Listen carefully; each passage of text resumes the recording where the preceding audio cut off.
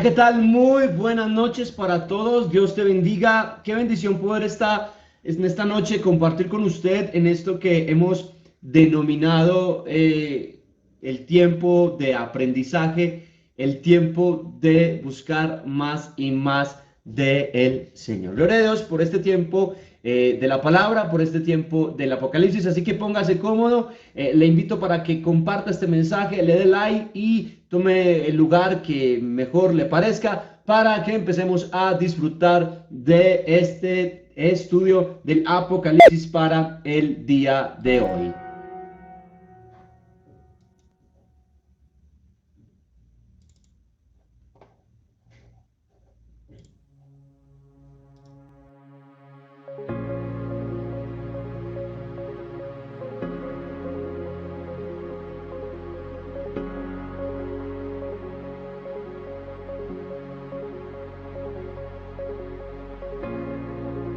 Aquel que hizo al ciego ver, camina hoy frente a mí, camina hoy frente a mí. Aquel que hizo al sordo oír, mis temores. Ok, nuevamente entonces muy buenas noches. Ya usted pudo ubicarse, pudo tomar el lugar que mejor le parezca, el lugar que crea conveniente para escudriñar y estudiar la palabra. Bueno, vamos a empezar y vamos a ir directo al grano, pero lo primero y lo más importante es poner esta palabra en las manos del Señor. Vamos a poner este estudio que tendremos el día de hoy en las manos del Padre Celestial. Padre, en el nombre de Jesús, hoy nos presentamos delante de ti, Señor, y ponemos, Dios, y presentamos esta palabra, Señor, acerca del Apocalipsis. Dios, el tema que hoy vamos a tratar, el tema que hoy vamos a estudiar, que sea un tema, Señor amado, en el cual tú nos hables, que sea un tema, Señor amado, en el cual tú te glorifiques, en el cual, Señor amado, seas tú poniendo, Señor, sabiduría, en el cual, Señor amado, seas tú poniendo el control, Señor. En el nombre de Jesús, te damos a ti toda la gloria, toda la honra y toda la alabanza. Amén y amén. Ok, abre tu Biblia entonces. Recuerda que para el estudio del Apocalipsis que normalmente estamos haciendo, utilizamos la versión Reina Valera de 1960, Reina Valera de 1960, y para hoy tenemos entonces el capítulo 14. Vamos a hablar hoy acerca del capítulo 14 de Apocalipsis. Y el capítulo 14 nos va a hablar acerca del canto de los 144,000 sellados, la predicación del evangelio a todo el mundo y el tiempo del gran Armagedón. Ok, vamos entonces a leer la palabra en el nombre del Padre, del Hijo y con la unción del Espíritu Santo. Después miré y aquí el Cordero estaba en pie sobre el monte de Sión y con él 144,000 que tenían el nombre de él y el de su Padre escrito en la frente. Y oí una voz del cielo como estruendo de muchas aguas y como sonido de un gran trueno, y la voz que oí era como de arpistas que tocaban sus arpas y cantaban un cántico nuevo delante del trono y delante de los 4 seres vivientes y de los ancianos. Y nadie podía aprender el cántico sino aquellos 144,000 que fueron redimidos de entre los de la tierra. Estos son los que no se contaminaron con mujeres, pues son vírgenes. Estos son los que siguen al Cordero por donde quiera que va. Estos fueron redimidos de entre los hombres como primicias para Dios y para el Cordero. Y en sus bocas no fue hallada mentira, pues son sin mancha delante del trono de Dios. Dejemos la palabra hasta ahí. Vamos a analizar primero esos versículos, del 1 al 5, esos 5 versículos. Bien, comenzamos entonces nuestro estudio del libro de Apocalipsis y hoy hemos llegado al capítulo 14 de ese libro. Una sección que es descrita por el apóstol Juan como un interludio, como una pausa en la que veremos, como le dije al principio, temas tales como el cántico de los 144,000, el Cordero en el monte de Sión, la predicación del evangelio a todo el mundo y el juicio contra aquellos que llevan la marca de la bestia y contra Babilonia, la oración por aquellos que murieron por el Señor y una visión anticipada de la batalla del Armagedón. Versículo 1. El versículo 1 nos habla entonces del monte de Sión, y este monte de Sión es Jerusalén, es la ciudad del Mesías, a la cual el Mesías regresará. Es la capital desde la cual el Señor Jesús reinará por 1000 años. Dios llamó a esta ciudad como la ciudad del gran rey, y eso lo podemos leer en el Salmo capítulo 2, versículo 6, que dice: pero yo he puesto mi rey sobre Sión, mi santo monte. El Cordero aquí mencionado es el mismo Señor Jesucristo, y con él están los 144.000 que ya estudiamos quiénes son, lo estudiamos en el capítulo 7 en videos pasados. En sus frentes hay una marca, esa marca, dos marcas con su nombre y el nombre del Padre, y esa marca representará o representa propiedad, representa lealtad, representa protección, representa dependencia y representa incluso inmunidad. Cabe hacer un paréntesis aquí y decir y mirar lo poco creativo que es Satanás, quien también establecerá una marca. Él no es creativo, él solo es un imitador. Verso 2 al 5 nos habla de un cántico, ¿no? Ante los ojos de Juan y ante sus oídos se desarrolla una escena impresionante. Los 144.000 sellados, los 144.000 que aparecen con el Cordero, unirán sus voces al coro celestial en el milenio. Se dice que esos 144.000 judíos no solo habrán resistido el sistema perverso del anticristo, sino que también resistirán todas las tentaciones de incurrir en relaciones sexuales ilícitas. Por eso dice ahí, no se han contaminado con mujer. Otra posible interpretación es de un carácter más espiritual, que podría ser que estos judíos se habían guardado del adulterio espiritual, es decir, de toda infidelidad a Jesucristo.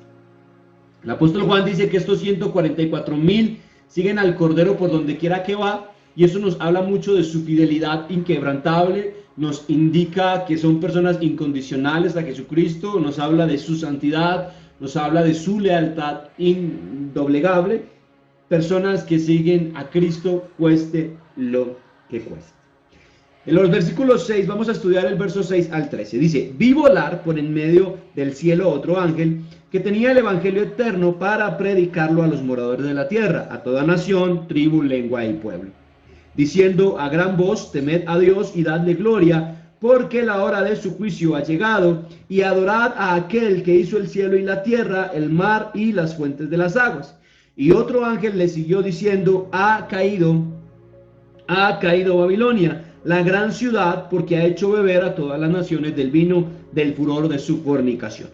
Y el tercer ángel lo siguió diciendo a gran voz: si alguno adora a la bestia y a su imagen y recibe la marca en su frente o en su mano, él también beberá del vino de la ira de Dios, que ha sido vaciado puro en el cáliz de su ira, y será atormentado con fuego y azufre delante de los santos ángeles y del Cordero.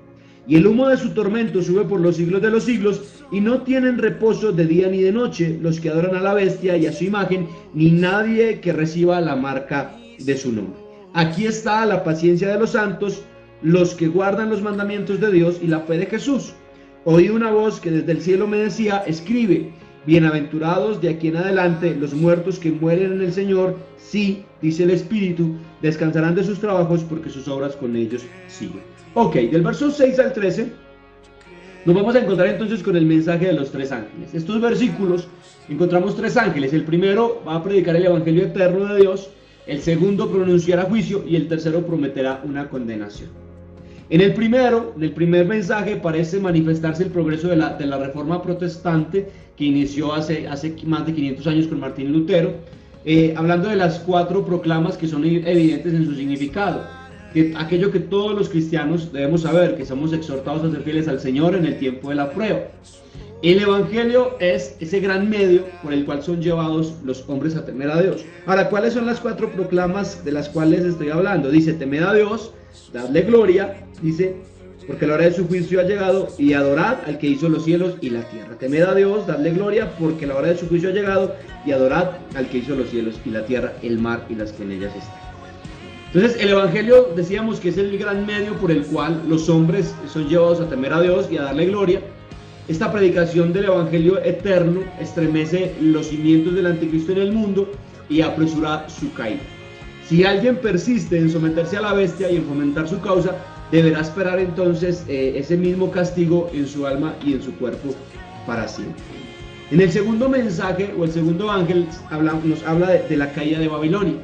Y este capítulo de Apocalipsis, aquí tenemos la primera mención que se hace a Babilonia en este libro. Ahora bien, ¿a qué Babilonia se está refiriendo Apocalipsis o a qué Babilonia se está refiriendo Juan?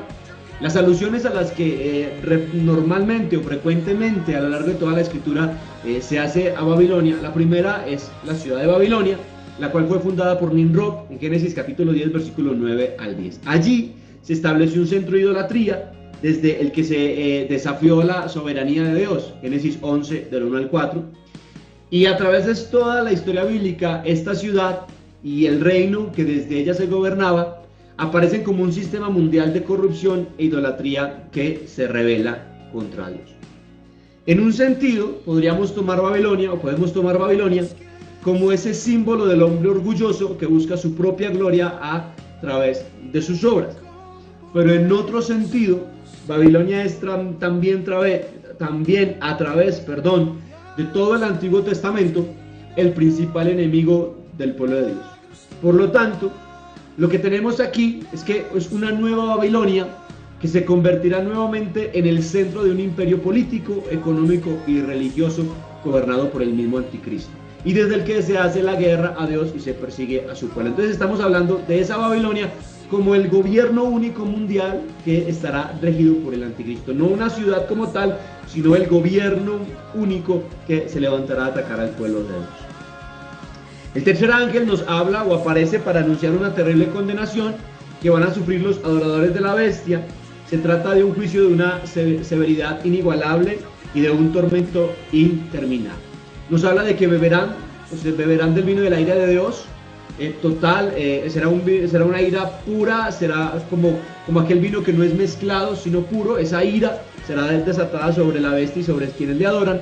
Nos habla de que serán atormentados con fuego y azufre, literalmente en el lago de fuego y azufre, y nos habla que el humo de su tormento sube por los siglos de los siglos. Significa que es un tormento eterno, un tormento que no terminará. Verso 12 al 13 nos está hablando de una promesa, nos habla del consuelo para los santos de la tribulación, porque somos llamados, o son llamados más bien, a tener paciencia, lo mismo que nosotros, y esa paciencia es lo mismo que permanecer firmes sin claudicar en medio de nuestras pruebas. Hay una bienaventuranza, dice: bienaventurados de aquí en adelante los muertos que mueren en el Señor. Y es que Dios siempre quiere que sepamos que en medio de los terribles acontecimientos que van a tener lugar en este mundo, Él nunca se va a olvidar de nosotros, Él nunca se olvida de los suyos, y que lo realmente importante se encuentra siempre en la eternidad. Lo que vemos aquí es que los creyentes que van a ser muertos a causa de su fe, para ellos o para nosotros de alguna forma es una bendición, porque eso conducirá inmediatamente a la gloria del cielo, donde ya no habrá más tormento ni dolor, porque aquel creyente ha entendido que la muerte no es el fin, sino que es un tránsito de lo temporal y pasajero a lo definitivo y eterno. Para el creyente, la muerte significa su entrada al cielo, a descansar de todas las luchas y todos los tormentos que le habrán sobrevenido por causa de la fe. Ok, verso 14 en adelante, la otra perícopa dice: y miré aquí una nube blanca, y sobre la nube uno sentado semejante al Hijo del Hombre, que tenía en la cabeza una corona de oro y en la mano una hoz aguda. Y del templo salió otro ángel clamando a gran voz al que estaba sentado sobre la nube, mete tu hoz y ciega, porque la hora de cegar ha llegado, pues la mies de la tierra está madura. Y el que estaba sentado sobre la nube metió su hoz en la tierra, y la tierra fue cegada. Paremos por un momento la lectura ahí. Ahí nos muestra entonces la imagen del Señor en una nube, y es muy similar a la que nos habla el profeta Daniel en el capítulo 7, versículo 13 al 14. Recuerde que de estudiar Apocalipsis pasaremos a estudiar el libro de Daniel. Ahí hace entonces Daniel una hincapié en su majestad. En Mateo, en el Evangelio según San Mateo, capítulo 24, versículo al 30, se nos dice que entonces aparecerá la señal del Hijo del Hombre en el cielo, y entonces lamentarán todas las tribus de la tierra, y verán al Hijo del Hombre viniendo sobre las nubes del cielo con poder y gran gloria. La corona de oro en su cabeza nos trae a la mente la corona del vencedor en la guerra. Cristo porta aquí esta corona de manera particular como un conquistador triunfante que sale invicto del cielo para prevalecer sobre todos sus enemigos. Y luego Juan añade a esta visión un detalle revelador, porque dice: y en la mano una hoz aguda. Esa hoz, o la hoz de la que se habla, era una herramienta para la siega y estaba formada por una cuchilla tajante y curvada, hecha de hierro y un mango de madera. Los agricultores en la antigüedad utilizaban esa hoz para cortar el grano, y de alguna forma aquí esa hoz representa el juicio divino. Creemos que esta imagen se corresponde con la segunda venida de Cristo, porque el ángel le dice: mete tu hoz y ciega. Se refiere entonces al juicio del hombre en la tierra. La metáfora del juicio como cosecha lo encontramos en varios textos de la palabra. El Evangelio según San Mateo nos habla de la parábola del trigo y la cizaña, en la que se representa esta cosecha como la alegoría al juicio. El Señor Jesucristo es el Hijo del Hombre y la semilla es la palabra de Dios.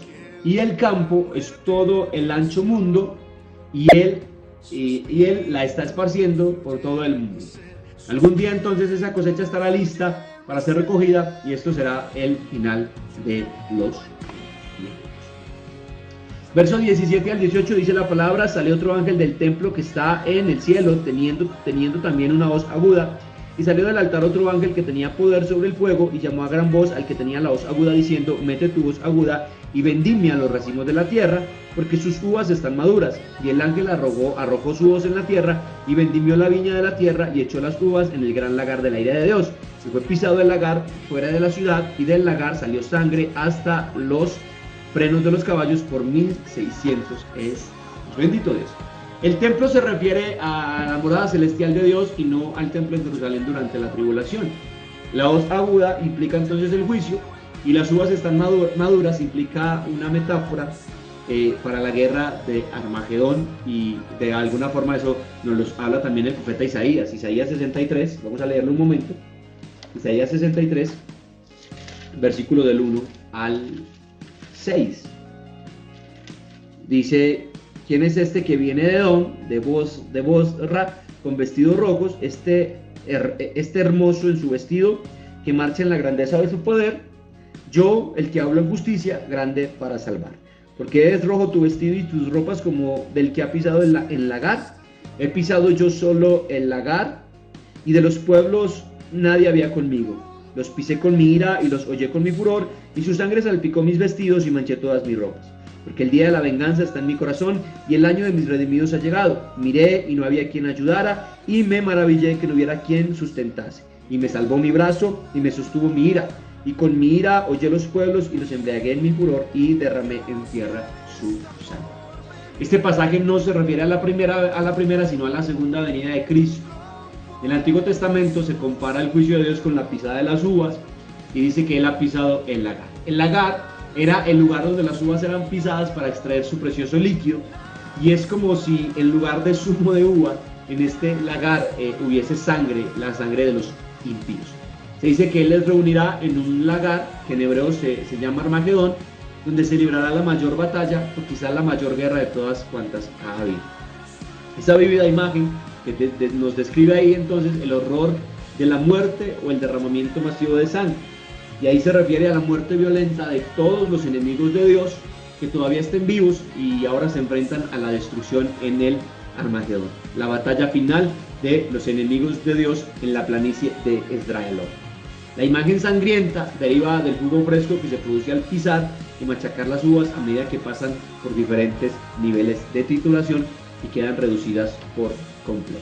Bendito sea el Padre Celestial. Esto es todo por hoy en cuanto al análisis o estudio del capítulo 14 de Apocalipsis. Voy a dejarte con algo solo para reflexionar. Quiero, teniendo en cuenta el mensaje de los tres ángeles, dejarte un pensamiento o más bien unas preguntas para reflexionar. Y la primera pregunta para reflexionar o para que reflexionemos es: ¿predicamos el Evangelio anunciando el inminente juicio de Dios sobre el mundo pecador? Si estamos predicando el Evangelio anunciando que hay un inminente juicio, que esto tendrá un fin. Segundo, llamamos a las personas a adorar al único Dios verdadero y apartarse de la idolatría de este mundo. Tercera pregunta para reflexionar: ¿explicamos el Evangelio, las buenas noticias de la gracia de Dios para el hombre pecador, pero las explicamos junto con las malas noticias de la ira de Dios que vendrán sobre los hombres impíos? ¿O solo nos gusta hablar de las buenas noticias y de la gracia? Son tres preguntas para que reflexionemos, para que evaluemos y para que analicemos en medio de todo esto. En medio de estos tiempos finales que estamos viviendo. No estoy diciendo que este es el fin. Claro, usted puede decir: ay, el pastor está diciendo que esto es el fin. No, no estoy diciendo que este es el fin. Estamos en el inicio de los tiempos finales. Estamos viendo los tiempos finales. Y podemos reflexionar sobre estas frases o estas preguntas que le dejo ahí. Vamos a orar, esperando que el tema haya sido bastante claro. Si tienes dudas, preguntas o aclaraciones, puedes compartirlos. Ahí, al finalizar de esta transmisión, estaremos enviando las diapositivas a tu WhatsApp, al correo electrónico que nos has entregado, con un taller de retroalimentación, unas pequeñas preguntas de retroalimentación. Y vamos a orar para que Dios bendiga tu vida y por este tiempo. Padre, en el nombre de Jesús, te damos a ti toda la gloria, te damos a ti, Señor, toda la honra, toda la alabanza, toda la exaltación, todo el honor y todo el poder. Señor, tú eres bueno, tú eres fiel, tú eres maravilloso. Como cada día delante de ti, Señor, te pido que le bendigas, que le ayudes y que hables a su corazón en este tiempo y que sea un tiempo de aprendizaje, Padre Santo, para todos. Provee, Señor, a algunos que tengan necesidad, trae la provisión, Padre Santo, tráeles la provisión a su vida. En el nombre de Jesús, amén y amén. Dios te bendiga, gracias por ser parte de esta transmisión, gracias por conectarte. Recibe un caluroso abrazo, un caluroso saludo y esperamos poder encontrarnos prontamente. Y vuelvo y te repito, si no tienes lugar donde congregarte, la Iglesia Rey de Paz y el municipio de Yarumal te espera con los brazos abiertos para el día en que juntos podamos volver a adorar al Señor. Por ahora, la iglesia está en la casa. Que el Señor te bendiga. Ha sido un placer compartir contigo el día de hoy y que sean muchas más las bendiciones que vengan a tu vida a lo largo y ancho del tiempo que Dios te permita estar con nosotros y el tiempo que Dios nos permita estar juntos. Bendiciones.